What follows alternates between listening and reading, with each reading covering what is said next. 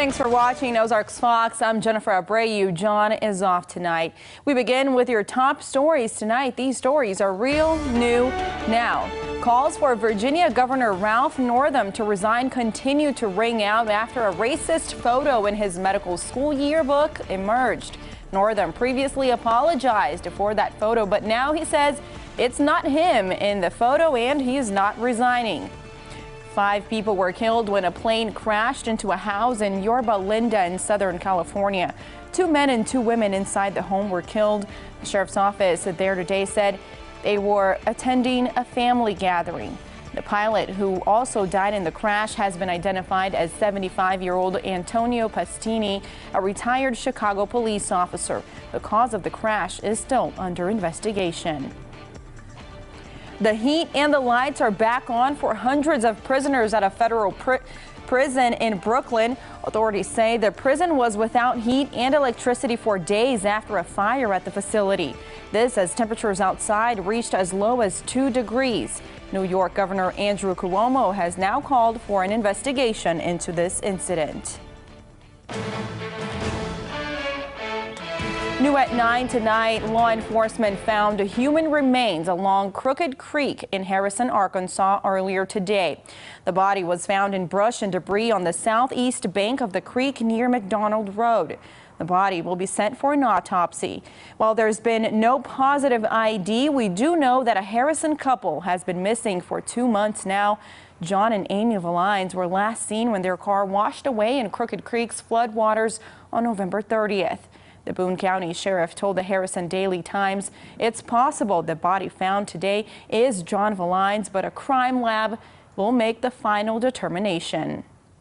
A Mountain Grove man charged in the death of 2 people from West Plains has pled guilty to reduced charges.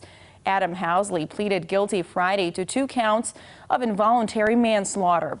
He had originally been charged with 2 counts of second-degree murder.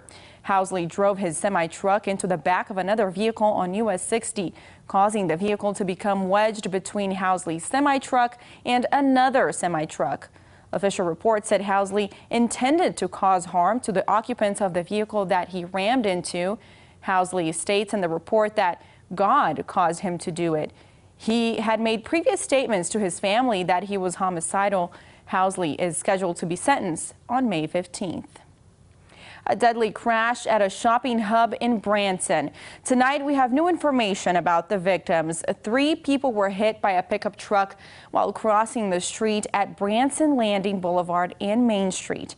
This happened around 8 Saturday night. Laura Kearns was taken to the hospital after the crash, but later died.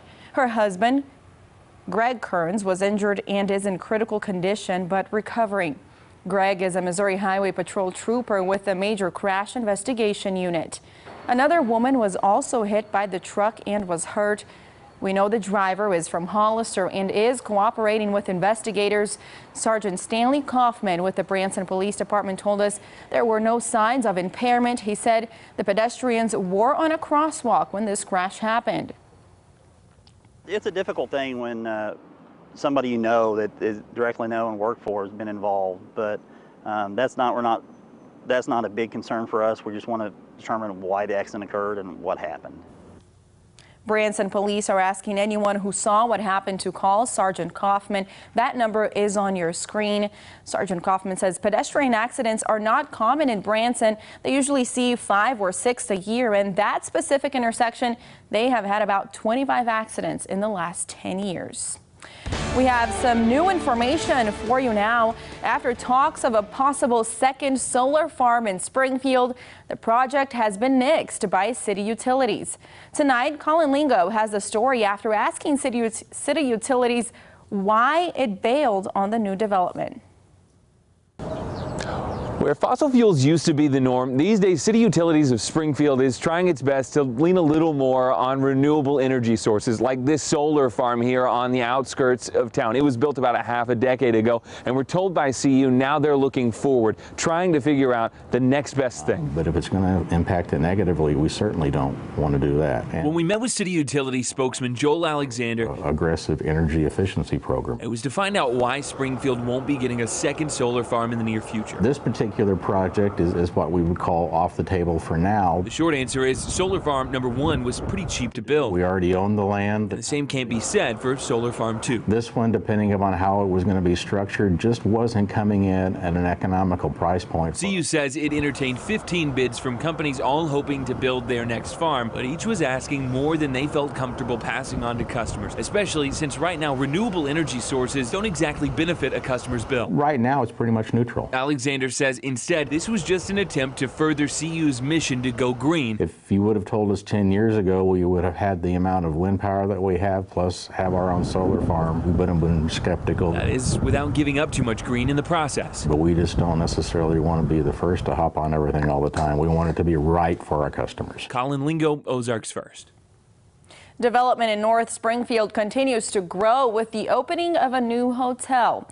The Holiday Inn Express on North Kentwood recently opened and is taking reservations. It's the most recent addition to the area, which has been heavily invested into by O'Reilly's. The company is also investing in the new Big Shots golf course at the old Kmart location. CEO of the hotel, Tim O'Reilly, says the Holiday Inn has 111 rooms and a fitness center, indoor pool, and outdoor patio. The 4-story building cost $13 million. Today was demo day at Cox College. Nursing students were knocking down walls to make way, they say, for a better future. And today is the day we start construction. So we've invited students, faculty, staff to be a part of this and actually be a part of bringing it down and starting it brand new. Alexander says the $7 million renovation will bring updated technology and state-of-the-art modern features to the nursing college.